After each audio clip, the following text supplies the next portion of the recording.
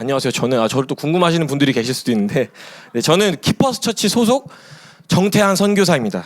네, 안녕하세요. 네, 아닙니다. 네, 한간에 들리는 소문으로 하여금 또 제가 육아로 인해 영상 예배를 드리고 있는 중에 저를 의심해서 금요 차라 때만 이제 말씀을 전하고 주일날 다른 교회 영상 예배를 드리는 것이 아니냐는 이야기를 제가 듣게 되었습니다. 그래서 모든 의혹을 잠재우기 위해서 이 시간에 이 자리에 직접 나오게 되었는데요. 저는 정말 주님께서 주신 이제 허락하신 이제 은혜로 또 섬기게 하신 이 교회를 정말 주님 사랑하듯 사랑합니다. 네, 네, 믿지 않으시는 분들 없으시겠죠? 네. 아무튼 역시 예배는 현장 예배입니다. 모두가 함께 이 은혜 자리에 서게 되기를 소망합니다. 물론 또 저와 같이 불가피한 상황으로 인해서 이제 현장 예배를 참석하지 못하시는 분들이 계실 수도 있는데 제가 받았던 의혹의 화살, 네, 온라인으로 들으시는 분들에게도 가실 수 있다는 사실 잊으시면 안 됩니다. 물론 금철도 마찬가지입니다. 네, 물론 저는 또 그렇게 생각하지는 않겠습니다. 아무튼 그럴 수 있다는 것인데요. 허나 다른 교회를 다니심에도 불구하고 방황하시면서 또 저희 교회 말씀 온라인으로 듣고 계신다면 사람의 몸은 또 하나요, 마음도 하나입니다. 네, 둘 중에 하나 확실하게 선택하시면 좋을 것 같습니다. 네, 아무튼 우리 모두가 하나의 가족으로서 함께 모여 예배하면서 또 말씀 앞에 서고 또 그간 주시는 은혜들을 나누며 풍성해지는 공동체 되기를 우리 모두가 함께 소망하면 좋겠습니다. 하셨으면 좋겠습니다. 네, 오늘 드디어 말씀의 주제는요, 믿음의 파이터.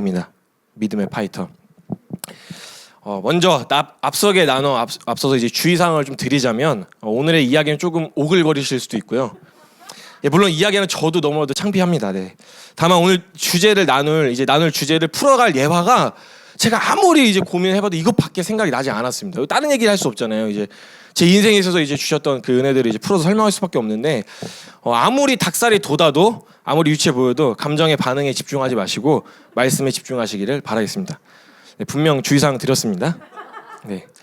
때는 바로 19년 전 새파랗게 어릴 때 이야기입니다.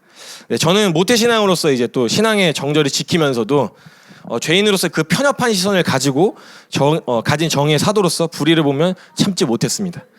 하지만 또 제가 성격이 또 둥글둥글 하긴 하거든요. 근데 누군가에게 또 싫은 소리 못 하고요. 또 사람 눈치 엄청 보기도 하고 나서는 것을 또 별로 좋아하지 않아서 별 문제 없이 무난하게 초등학교를 다니고 있었습니다. 네, 그런데 19년 전 어느 날 초등학교 구령대에서 사건의 발단이 되는 이제 일이 터지기 시작하는데요.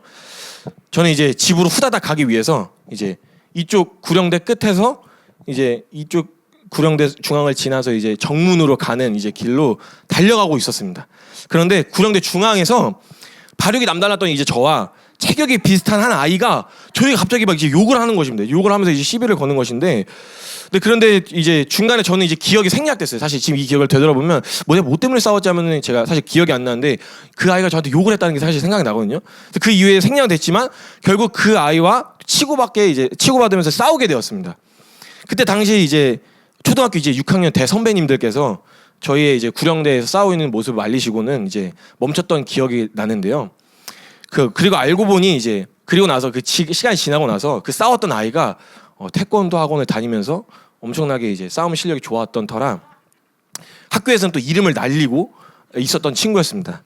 네, 다혈질에 또 무서운 형들도 많이 알고 있는 거예요. 그런데 이제 학교에서는 그 누구도 그 친구를 이제 건들지 않았습니다. 그렇게 이제 시간이 지나서 저는 학교 친구들이 이제 전도하면서 학교를 다니고 있었고, 그 친구는 이제 사고를 열심히 치면서 학교에서 이제 입지가 점점 굳어져 가고 있었습니다. 여러분들 학창 시절을 이제 한번 다들 지내보셔서 아시겠지만 그 나이에 있어서 이제 최고 학년이 되었을 때 누가 학교 짱이 되느냐는 남자아이들 사이에서는 엄청난 관심사였습니다. 생명과도 직결되는데 중요한 이야기였는데요. 지금 생각해보면 저도 소름이 너무 돋고 눈물나게 웃긴 이야기지만 벌써 여러분 소름이 막 돋으시죠? 아무튼 결국 학년이 올라갈수록 그 피할 수 없는 자리, 남자로서는 피할 수 없는 자리를 마주하게 되었습니다. 그것은 바로 6학년이 되기 전 1장이 누가 되느냐에 곧 전교 1장과 내 후년에 그 학교를 주도하게 되는 전교 1장과 다름이 없으니 학교에서는 세간의 화제였습니다. 네, 물론 저는 이제 관심이 별로 없었는데요. 근데 제가 또 이제 순둥순둥하지만 이제 덩치가 컸었거든요. 아이들보다 컸었고 또 학교에서 막 이제 전도하면서 친구들도 많다 보니까 학교에서는 이제 무시하는 친구들은 없었거든요. 근데 계속해서 이제 그 잘 나가던 친구와 한번 싸운 이력도 있고 하니까 계속 막 이제 애들 사이에서 막 아시잖아요. 옆에 가서 막 쪼곤쪼곤 내면서 막 야, 누가 1장이냐 너가 1장 아니냐 이 기회 한번 보여줘 봐 이렇게 하면서 막 이야기하는 그런 부담감에 제가 학교 생활을 하고 있었습니다. 네. 근데 저는 뭐 어차피 그곳에 있어서 그쪽 일에 있어서 뭐 일을 명예도 없고 뭐 관심도 없었기 때문에 저의 오로지 관심사는 집에 일찍 가서 잠을 자는 것뿐. 네, 그렇게 모난 것이 없는 학교 생활을 하는 중에 그러던 중에 저로서는 정말 참을 수 없는 일이 눈앞에 벌어지는 광경을 보게 됩니다. 바로 그 잘 나가던 친구가 저보다 훨씬 이제 덩치가 크면서 공같이 둔한 이제 다른 친구한테 또 지나가면서 자기는 막 이제 잘 나가니까 막 시비를 걸기 시작하는 거예요. 막 욕을 하고 막 뭐라고 하는데 제가 이걸 보고 지나가다가 참을 수가 없었습니다. 도대체 네가 뭐길래? 물론 그 덩치 큰 친구가 제가 친하진 않지만 왜 그렇게 학교 애들을 못 살게 구느냐? 예. 도대체 자기가 얼마나 그렇게 싸움을 잘하고 잘 나가길래 이렇게 사람을 무시해도 되느냐 이 생각이 이제 제가 사로잡혀서 저는 뚜껑이 열리게 됐고 그날 바로 그 잘 나가던 이제 친구 반에 찾아가서 네가 뭔데 이제 애들 무시하냐고 하면서 이제 반가워 한판 하자고 제가 싸움을 걸었습니다. 정의의 사도, 편협한 시선을 가진 정의의 사도. 네. 물론 저도 지금 생각해 보면 왜 그랬나 싶습니다. 네. 왜 그랬나 싶은데요. 아무튼 이제 저는 그 아이한테만 이야기를 했거든요. 야, 가서 뭐 이렇게 대놓고 막 이렇게 하냐 가서 너 그래도 좀 그건 아니지. 이제 물론 이제 지금 이렇게 얘기하지만 한번 싸우자 했는데 이 학교에 이제 빅 뉴스가 돼가지고요. 전교생이 이제 좀 과장 조금 플러스입니다. 5학년, 6학년이면 전교생이 아무튼 이제 이제 학교 식당 옆에 있는 주차장에 모이게 되었습니다. 이제 제가 따라갔는데 방금 만나자 하니까 뭐 애들 우르르 따라오는 겁니다. 그래서 이제 결국에는 모였는데 싸움을 하려고 하니까 선생님들이 막 찾아오시는 거예요. 그래서 몰려와서 결국 싸울 수가 없게 되고 이제 그 친구가 또 이제 저한테 친절하게 어떻게 할 거냐고 물어보는 거예요. 그래서 뭐 그래 이대로 이제 남자가 칼 한번 뽑았는데 또 그냥 갈 수는 없잖아요. 그래서 제가 이제 근처 아파트에 가서 놀이터로 가서 이제 싸우자고 했습니다. 그래서 이제 또 우르르르 이제 지나가 거의 한 100 몇 명이 이제 우르르 가가지고 근처 아파트에 이제 그 놀이터에 이제 진을 치게 되었는데요. 그 아파트 이제 모래 바닥에서 이제 엄청 피 튀기는 혈전을 두면서 이제 싸우게 됐습니다. 아주 치고받는 접전이 있었는데요. 그리고 나서 결과는 어떻게 되었을까요? 네, 뭐 여쭤보겠습니다. 그러고 나서 그러니까 피 튀기는 결과 이후 저는 어떻게 됐을까요? 네, 한참 치고받는 중에 결국에 이제 애들이 또 많이 몰려 있으니까 경비실 아저씨가 또 오시는 거예요. 그래서 또 말리게 되었는데 어떻게 하냐는 그 친구 뭐 지금 생각하면 또 너무 친절하다고 생각이 되는데 또 물어보는 거예요. 한번 싸우다가 오시니까 어떻게 할래 물어보길래 어떻게 할까 이렇게 생각하다가 그 친구의 말에 오늘 아침 저희 어머니랑 했었던 약속 분명 학교 갔다 오면 짜장면을 먹겠다는 그 약속을 제가 생각이 나가지고 이것만큼 내가 포기할 수 없겠다라는 마음에 제 약속이 있다 하고 집으로 가게 되었는데요. 결판은 무승부가 되었습니다. 더욱 슬픈 거는 짜장면도 못 먹었습니다. 집에 가시니까 어머니가 안 계시더라고요. 너무 속상했습니다. 싸움도 뭐 결판도 제대로 안 나고, 네, 뭐 집에 가서 짜장면도 못 먹게 된 아무튼 결론은 이렇게 시시하게 끝났지만, 29년 인생에 있어서 제가 싸움이라면 마지막이 되었던 이제 싸움인데요. 제 인생에 있어서 파이터로서 그 질풍노도의 시기를 지나는 그 가운데 파이터로서 중요한 기점이 되는 순간이었습니다. 물론 얼마 가지 않아 이제 곧 은퇴식을 했지만요. 네. 그날 싸움 이후 소문을 나와가지고 전 아무것도 하지 않았는데도 서열이 막 정리가 되는 거예요. 남자애들 사이에서. 그리고 막 저를 건들면 안 된다는 막 인식이 생겨버리게 되었습니다. 그래서 지난 시간을 돌아보면 그때 그 싸움으로 인해 이제 그렇게 싸웠던 기억으로 막 무성한 소문이 도니까 그 이후 초등학교를 졸업하고 나서 남중남고 약육 강식의 그 치열한 현장 가운데서 저 같은 덩치와 이제 성격을 가지고서도 무탈하게 학교를 다닐 수 있었습니다.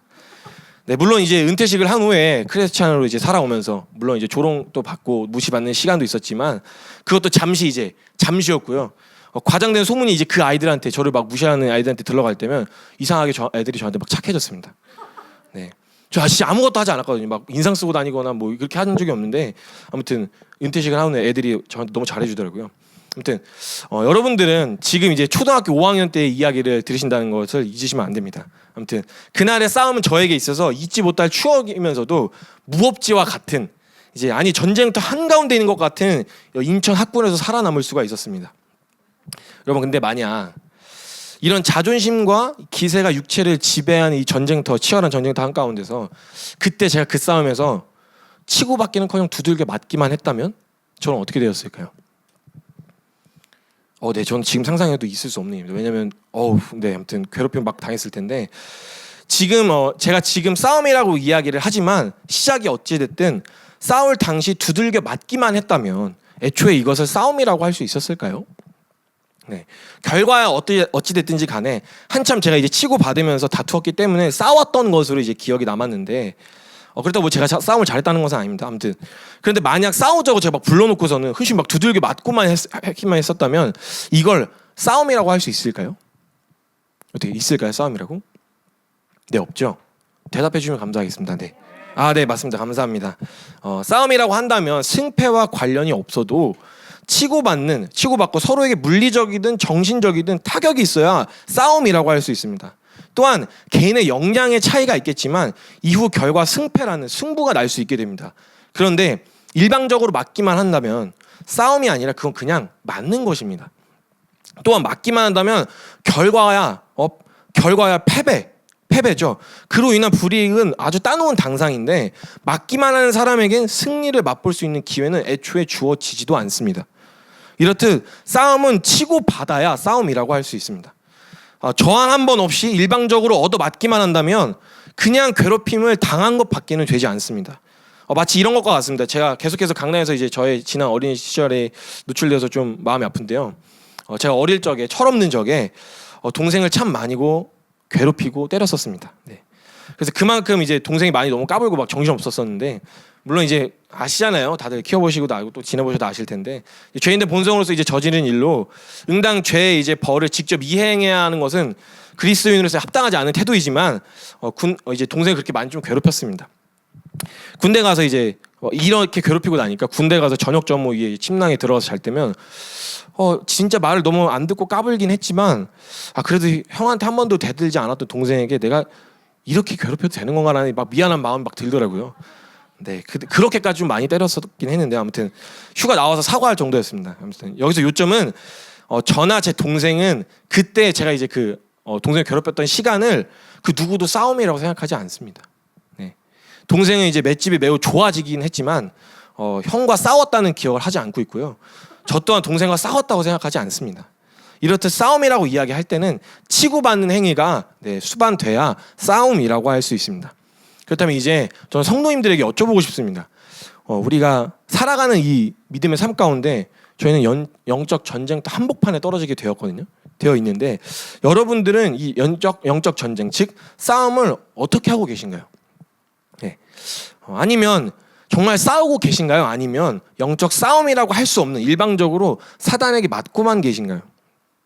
분명 말씀드렸지만 싸움이라고 한다면 치고받는 행위가 있어야 합니다. 물론 영적 전쟁이라고 하면 대표적인 말씀으로 에베소서에 에베소서 말씀 혹시 에베소서 말씀에 분명히 우리의 싸움은 혈과 육의 싸움이 아닌 악의 세력 즉 사단과의 싸움을 이야기하며 비교적 자신의 몸을 지키는 이제 방어구의 소개가 나오지만 전쟁에 임하는 병사로서의 기본적인 태도일 뿐 그저 방어만 하는 맞기만 하고 버티고만 있는 것이 아닌 우리에게는 싸울 무기인 성령의 검, 곧 하나님의 말씀을 가지라고 명령하고 있습니다. 그렇다면 성도라면 믿음으로 살아갈 때 적은 분명히 존재하고 우린 영적 전쟁에 참여되어 전쟁터 한복판에서 이제 삶의 하루하루를 살아가고 계실 텐데요. 영적 싸움을 하고 계신가요? 아니면 그저 일방적으로 맞고만 계신가요? 이 시간 말씀을 통하여 이미 승리가 보장된 또 믿음으로 싸움에 참여하기만 한다면 영광을 누릴 수 있는 영적 전쟁터 한복판에서 영적 싸움의 방법과 동시에 어떻게 하면 효과적으로 적을 타격하며 실제로 삶에서 어떻게 누릴 수 있는지 알아보려고 합니다. 기대가 되시나요? 네, 오늘 본문의 말씀인데요. 본문의 말씀 시편 42편 5절 말씀입니다. 시편 42편 5절 말씀입니다. 다 찾으신 줄 알고 함께 읽도록 하겠습니다. 시작. 내 영혼아 내가 어찌하여 낙심하며 어찌하여 내 속에서 불안해하는가. 너는 하나님께 소망을 두라. 그가 나타나 도우심으로 말미암아. 아멘. 네. 본문의 말씀의 소개는 이제 고라 자손의 마스길 또 인도자를 따라 부르는 노래라고 되어 있습니다. 마스길이라는 의미는 교훈을 이야기하는 것이고 인도자를 따라 부르는 노래라는 것은 이제 다윗이 이제 왕으로 있을 적에 제사를 드릴 때 제사장직을 맡았던 레위 자손 중 고라 자손들을 통해 이제 찬양대를 조직하게 되는데요. 본문의 말씀은 쉽게 말하면 고라 자손의 교훈을 고라 자손의 들이 이제 대표로 찬양을 했던 시라고 생각하시면 됩니다. 본문의 주석은 이제 대표적으로 두 가지 의견으로 갈리게 됩니다. 본편의 시대적 배경으로는 이제 다윗이 자신의 아들 이제 압살롬이 반역을 일으켜 이제 피난 갔을 때 이야기를 그때 배경을 삼고 있는데요. 당시 다윗을 따라 피난길에 참여했던 고라 자손 중에 한 사람이 썼다는 이야기가 한 가지가 있습니다. 또 이 고라 자손은 특별한 사연을 가지고 있는데 출애굽 이후 고라 자손은 모세에게 이제 반역함으로 하나님의 진노를 사게 되어 땅에 삼켜지게 되는 벌을 받게 됩니다. 하지만 그 가운데서도 은혜로 살 기회가 주어진 그 고라 자손의 다음 세대들은 그 여지가 많던 가나안 정복기를 지나 답도 없던 사사기를 지나면서 다윗 시대까지 믿음을 지켜가며 권위자에 대한 곧 하나님을 향해 대적했던 자신들의 조상과 달리 하나님의 진노와 또 그 가운데 은혜를 알아 다윗의 충신으로서 다윗의 피난길에 참여하게 되므로 본문의 시를 찬양하는 것입니다. 다음 주석으로 의견 하나로는 당연히 피난 갈 당시 자신의 심정을 토로한 시로서 다윗이 직접 작성한 시를 이제 고라 자손이 찬양했다라는 이야기가 있습니다. 사실 지금 이때 뭐 저작권자가 누구냐를 따지지는 않겠지만 한 가지 확실하고 중요한 것은 두 가지 의견의 공통점으로서 이 시편을 쓴 시대적 배경입니다. 다윗의 아들 압살롬의 반역으로 하여금 피난 갈 당시 모든 것이 끝난 것만 같은 이전의 영광은 찾아볼 수 없을 그때 저자는 이렇게 고백합니다. 내 영혼아 내가 어찌하여 낙심하여 어찌하여 내 속에서 불안해하는가. 너는 하나님께 소망을 두라. 그가 나타나 도우심으로 말미암아 내가 여전히 찬송하리로다. 아멘. 쉽게 말해 아무리 어렵고 힘들어도 그럼에도 불구하고 소망을 하나님께 두며 난 변함없이 하나님을 찬양할 것이다 라는 것입니다. 그렇다면 오늘의 본문의 이 시편의 저자의 고백은 한참 전쟁을 치르며 전쟁터에서 쓰여진 시가 아니라 패배자와 같이 망명을 하며 피난길에 오는 상황에 이제 쓰여진 시가 생사를 오가며 치열한 이제 전쟁터로 인식되어지는 우리의 삶, 이 영적 전쟁과는 무슨 연관이 있는지 이제 의문이 드실 수도 있는데요.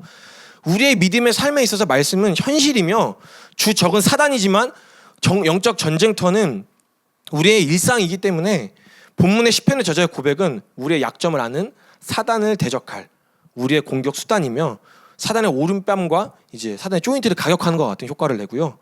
사단의 쉴 수 없는 공격 가운데서도 이미 이루신 승리와 하늘의 영광을 볼 수 있는 누릴 수 있는 방법이 됩니다. 그렇다면 이 엄청난 무기가 되는 고백이자 말씀 어떻게 언제 사용하느냐? 여러분 하나님의 말씀은 성령의 검이라고 말씀하셨습니다. 빗대어 표현을 하자면요, 검이 제작될 때 이제 돌덩어리 같은 철을 이제 불로 시킨 후 계속 때리면서 곱게 피고요. 또 곱게 핀 그 철을 다시 또 열로 가열하면서 담금질을 수십 번 하는 과정에 수백 번, 수천 번을 때리며 단단하게 만들고 길고 뭉툭한 그 강철을 또다시 수백 번 갈아서 예리한 검을 만들어 전장에서 쓰이듯 하나님의 말씀은 돌덩어리와 같은 이제 철을 검으로 재련하는 것과 같이 계속해서 묵상하고 또 묵상하고 주야로 수시로 되새이면서 내 삶의 현장, 영적 전쟁터에서 싸움터에서 그 싸움터에서 쓸 수 있도록 재련해야 합니다. 계속해서 묵상하고 우리의 삶에 대입해가면서 사단을 대적할 수 있는 우리 유일한 무기로서 사용해야 합니다. 아멘이신가요? 네. 그렇다면 오늘 말씀 또 시편의 저자의 고백은 내 삶에 어떻게 내 삶의 영적 전쟁터에서 쓰일 수 있느냐? 먼저는 우리의 영적 전쟁에 대해 알아야 합니다. 네. 에베소서 6장 12절 말씀 함께 보시겠습니다. 에베소서 6장 12절 말씀. 네. 함께 읽도록 하겠습니다. 시작. 우리의 씨름은 혈과 육을 상대하는 것이 아니요 통치자들과 권세자들과 이 어둠의 세상 주관자들과 하늘에 있는 악의 영들을 상대함이라. 아멘. 네.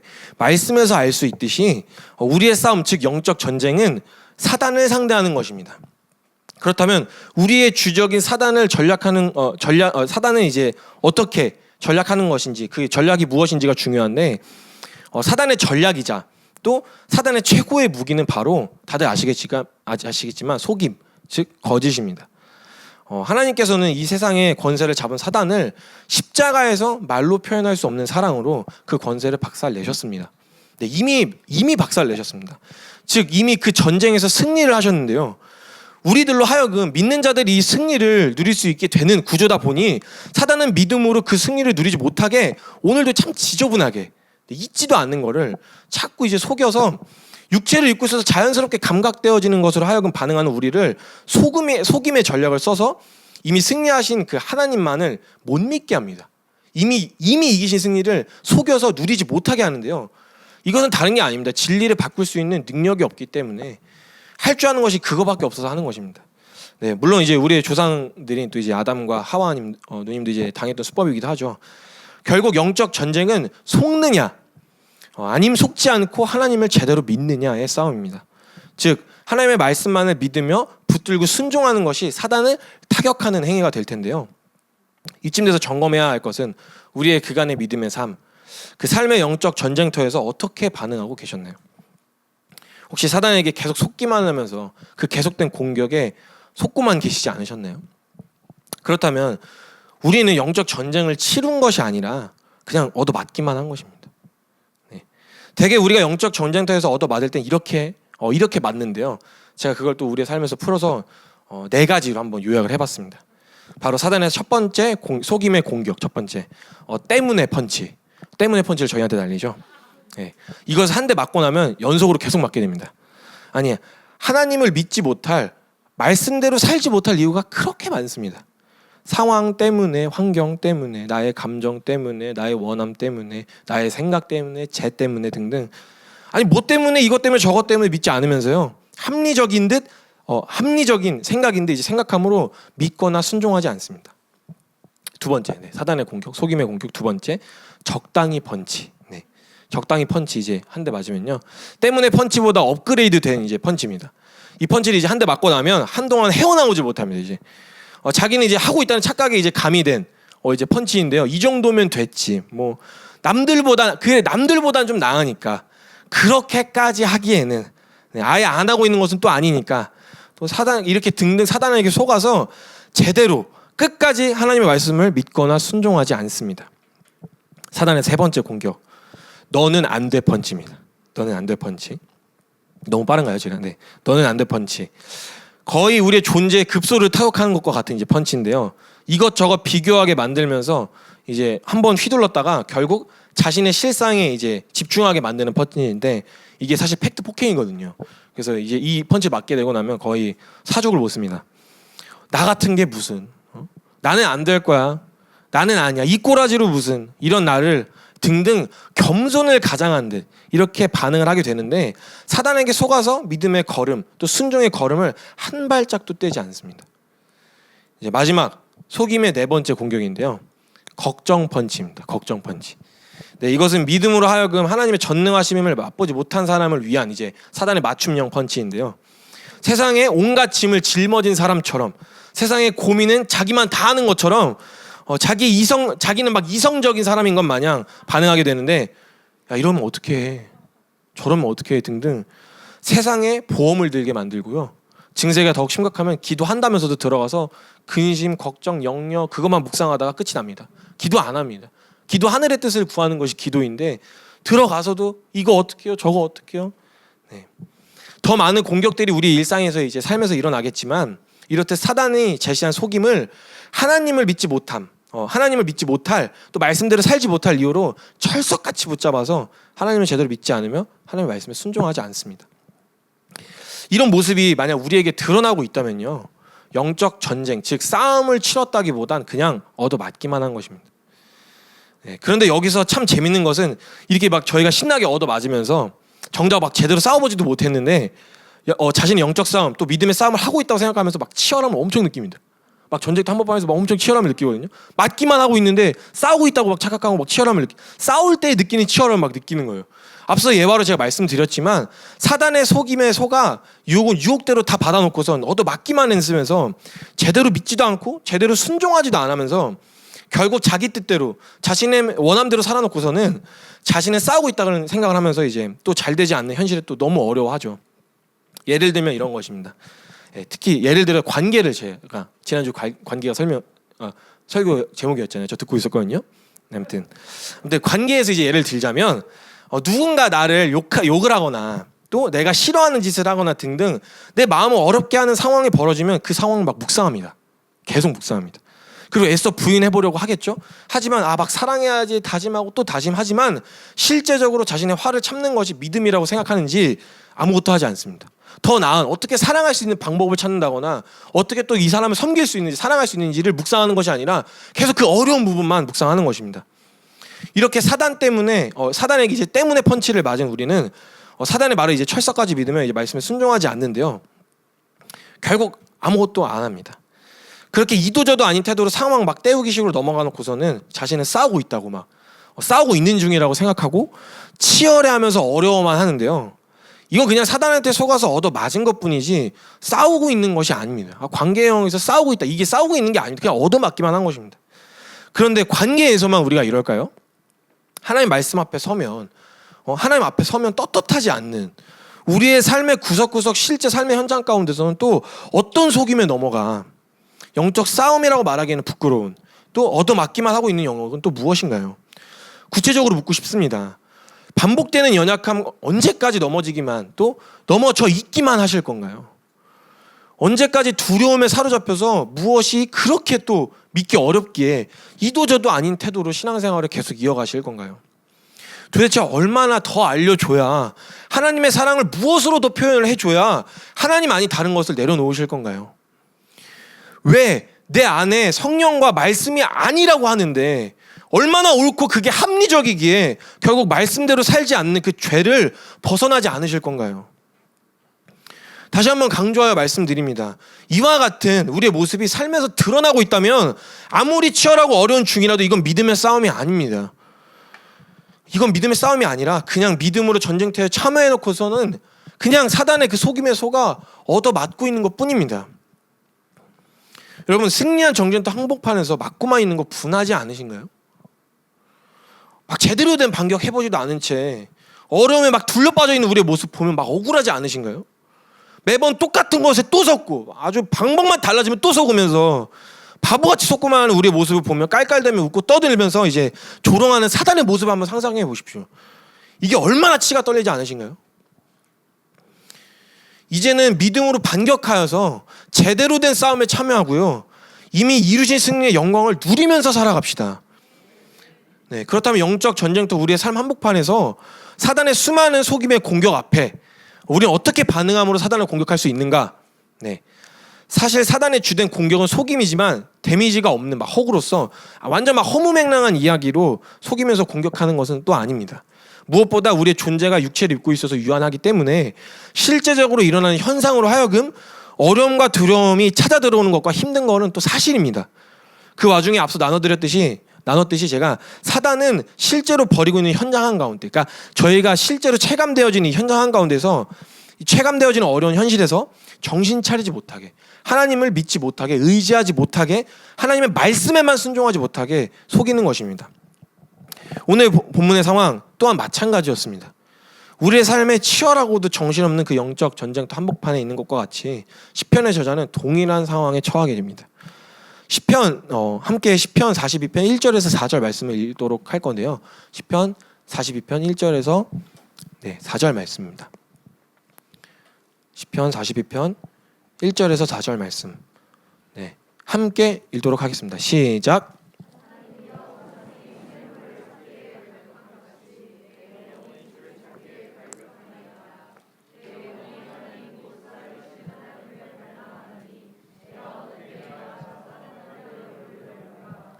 사람들이 종일 내게 하는 말이 내 하나님은 어디 있느뇨 하니 내 눈물이 주야로 내 음식이 되었도다. 내가 성의를 지키는 무리와 동행하며 기쁨과 감사의 소리를 내며 그들을 하나님의 집으로 인도하였더니 이제 이 일을 기억하고 내 마음이 상하는도다. 아멘. 아멘. 본문의 배경이 되는 이제 다윗의 아들 압살롬의 반역으로 하여금 망명을 떠나 피난길에 접어들었을 당시 이 시편의 저자는 제대로 된 예배도 드리지 못하게 되고 이전의 영광이 사무치게 그리운 중에 하나님이 어디 있느냐 이제 조롱을 받아가면서 과거를 회상하는 것조차 지금의 현실의 마음의 상처가 되는 아주 처참한 상황을 마주하게 됩니다. 차라리 하나님을 몰랐었더라면, 차라리 믿기를 포기했었더라면 이렇게까지 어려움이 되거나 또 느끼지 않았을 괴로움이 마음을 통째로 흔들어 버리게 되는 것입니다. 네, 오히려 하나님을 믿는다는 것 그 자체로 시편의 저자가 마주한 현실은 절망 그 자체였던 것입니다. 마치 우리가 믿음으로 살기를 선택한 이후 세상의 거센 저항에 치열한 이 영적 전쟁터 한복판에 들어가게 된 것처럼 말입니다. 매 순간 하나하나의 선택마다 양심의 불편한 반응을 맞이하게 되고, 매 순간 행동 하나하나 할 때마다, 선택 하나하나 할 때마다 저지를 받는 것과 같은 저항을 느끼게 되고, 원래 내 모습이 이런데도 불구하고 나를 짓누르듯 밀려오는 정죄감에 괴로운 것처럼 각자가 처한 상황은 다르지만 사단의 공격, 즉 속임으로 하여금 전적으로 하나님을 신뢰하고 믿는다면 절대 느낄 수 없는 낙심과 불안이 결국 시편의 저자의 마음에 파고들게 된 것입니다. 즉 사단에게 얻어맞은 것인데요.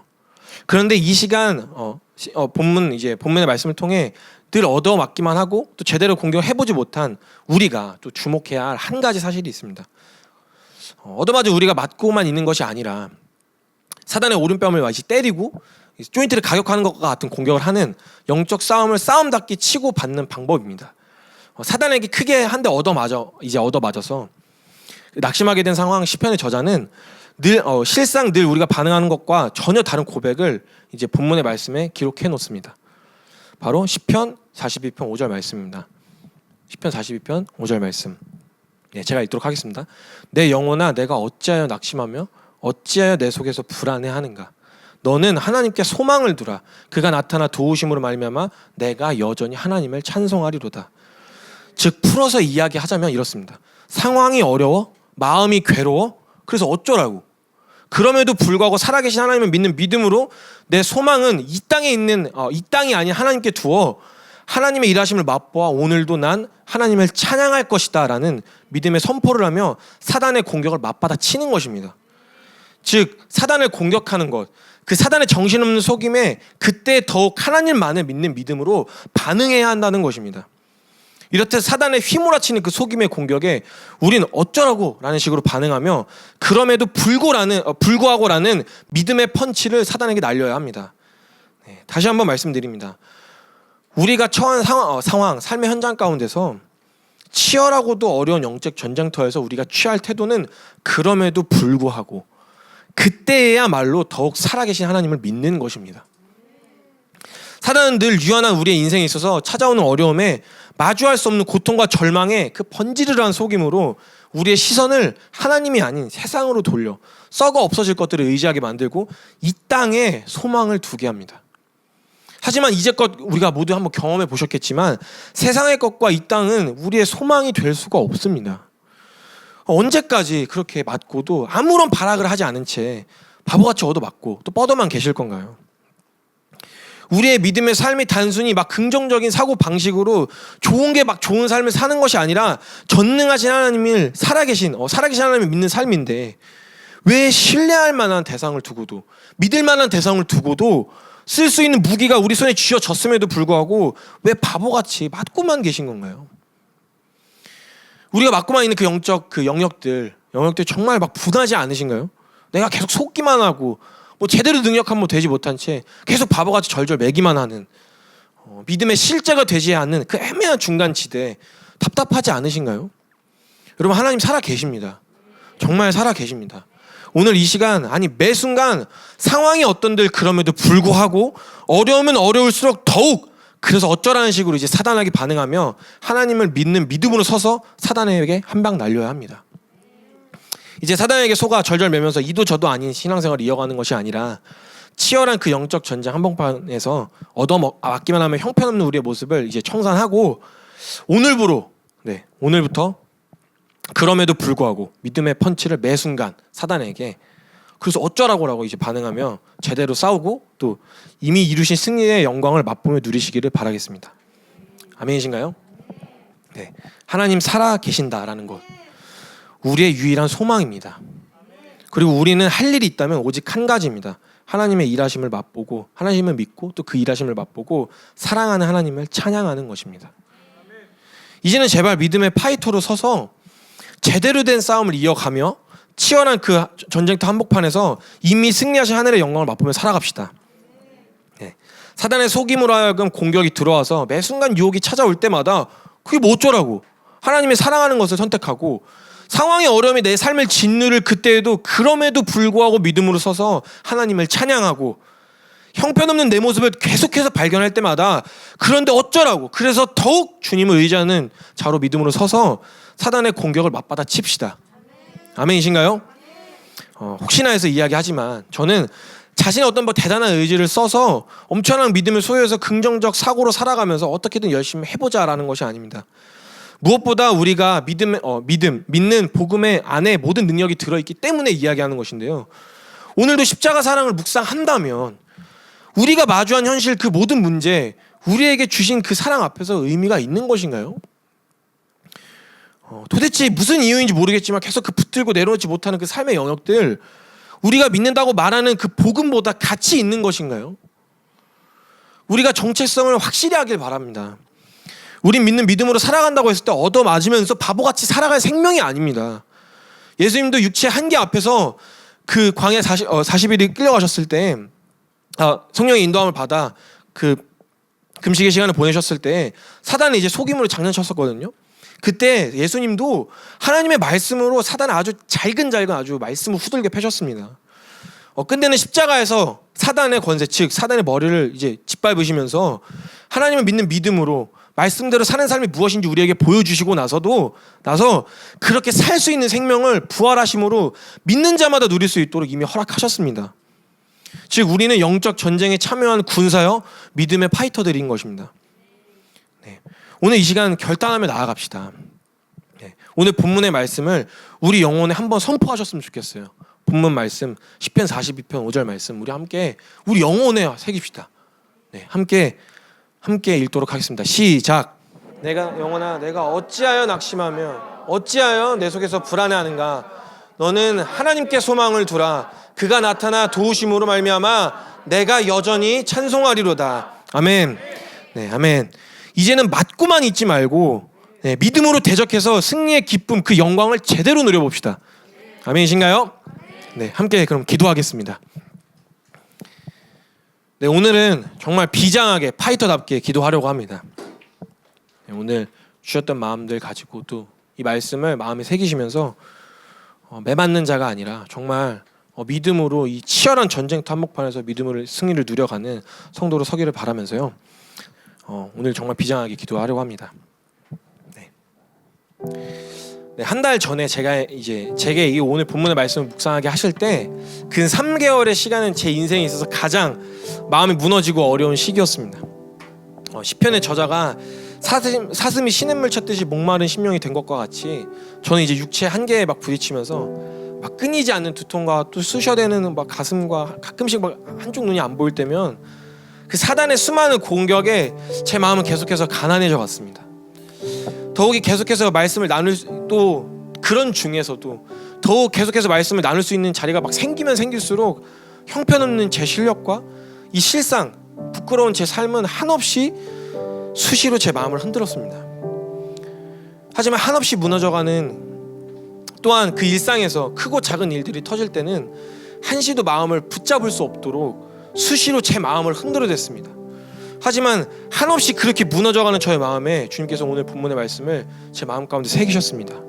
내 영혼아 내가 어찌하여 낙심하며 어찌하여 내 속에서 불안해하는가. 너는 하나님께 소망을 두라. 그가 나타나 도우심으로 말미암아 내가 여전히 찬송하리로다. 그리고 깨닫게 하셨습니다. 아니 하나님 살아계신데 사단의 노름에 언제까지 바보같이 절절 매고만 맞기만 하고 있을 것인가. 아무리 눈앞에 놓여져 있는 상황이 현실이라고 해도 하나님이 살아계신 것이 무엇보다 실제인데 내가 쫄고 앉아있을 필요가 무엇이 있나. 그리고 매 순간 삶의 실제적 영역에 말씀하신 그대로 하나님께 소망을 두며 하나님의 일하심을 기대함으로 찬양하기 시작했습니다. 두통? 그래 사람들의 말하면 집중이 안 되고 말이 잘 안 나와? 그래서 뭐 어쩌라고. 그게 내가 오늘 말씀 앞에 서고 순종하지 못할 이유가 되는 것은 아니잖아. 심장에 문제 있어? 그래서 뭐 어쩌라고 도대체. 원래 내일 죽어도 이상하지 않을 인생이었고 하나님 살아계신데 내일이 있는 줄 알고 하나님 없이 사는 인생이 저주받은 거 아니야? 오늘도 내게 허락하신 있는데 이 하루라는 은혜 더욱 깨어 후회함 없도록 주님 삶에서 찬양해야지. 눈이 가끔 안 보여? 그래서 뭐 어쩌라고. 네가 원래 눈 뜨고 보면서 죄밖에 더 지었어? 눈만 뜨면 이 세상의 것이 전부인 줄 알고 있었는데 보이지 않지만 살아계신 하나님을 분명 내 기도 듣고 계실 텐데 반대쪽 마저 눈 감고 기도하면서 하나님과 교제하면 되잖아. 지금 이 순간도 나아진 것 한 개도 없습니다. 제게 맡기신 자리 저는 감당하기 여전히 형편없습니다.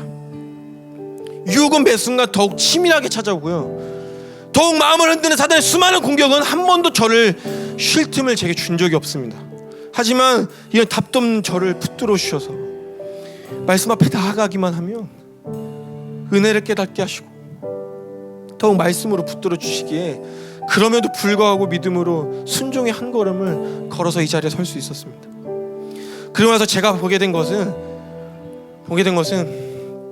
하늘의 영광입니다. 조금 나아진 나 아닙니다. 상황 해결된 거 아닙니다. 무엇보다 말씀과 하나님의 살아계심을 제 삶에 더욱 실제가 되는 은혜를 허락하셨습니다. 그러니 매 순간 말씀 묵상할 때마다 이 말씀 한 구절 한 구절이 더욱 삶의 실제로 찾아오게 되고 막을 수 없는 감동이 제 안에 터져 나오게 되는데요. 그냥 이 인생 보잘것없으니까 그냥 연민하듯 흘리는 눈물이 아니라 진짜 말씀하신 은혜를 더욱 간절히 소망하게 되고 내 삶에 오늘 내게 하시는 말씀이 더욱 실제가 되기를 더욱 구하게 되었습니다. 그럼 당연히 말씀하신 대로 우리 순종할 수밖에 없게 되고요, 하나님이 하시는 일을 보고 상황 하나 변한 건 없는데 치열한 그 순간 사라진 것이 아닌데도 말로 할 수 없는 평강과 평안이 제 삶을 붙드는 것을 느낄 수 있었습니다. 만약 제가 그 어려웠을 그때, 사단이 그렇게 흔들고 때리기만 했을 그때 그 속임에 넘어가 맡기만 한 상태로 아무것도 안 하고 하나님 아닌 다른 것을 의지하거나 말씀대로 살기를 유보했더라면 절대 보지 못할 영광을 맛보게 된 것입니다. 여러분, 분명히 말씀드렸습니다. 믿음으로 살아갈 때 치열하고 어렵고 힘들고 고통스러운 건 없는 건 아닙니다. 그렇다고 현실은 그럴지언정 하나님과 없는 것과 같이 고민하면서 사단에게 속아 얻어맞고만 계시지 않기를 바랍니다. 하나님 살아 계십니다. 우리가 하나님만을 믿는 믿음으로 서서 하나님의 말씀에 순종하고 또 우리에게 허락하신 영적 전쟁을 이어간다면 반드시 이미 내 삶에 허락하신 하늘의 영광을 맛보게 되실 것입니다. 이제 오늘 이 시간 정말 함께 믿음의 파이터로 서서 전투적으로 믿음으로 살아가기를 결단합시다. 언제까지 맞기만 하며 치료하고만 어려워만 하고 계실 건가요? 우리에겐 이미 다 이루신 복음 안에 믿음이라는 무기가 있습니다. 우리가 믿는 하나님 그 말씀 안에 모든 능력이 담겨져 있습니다. 이 시간 고백합시다. 주님, 오늘 난 그럼에도 불구하고 믿음으로 서서 하나님만을 믿으며 오직 말씀하신 대로 살겠습니다. 오직 내 소망은 주님께 있으며 내 삶을 붙드시는 하나님의 일하심을 맛보아 내 입술은 주님만 찬양하고 내 마음은 주님만 사랑하겠습니다. 우리 믿음의 고백, 주님의 이름을 3번 부르시면서 주님께 올려드리시겠습니다. 함께 기도하시겠습니다.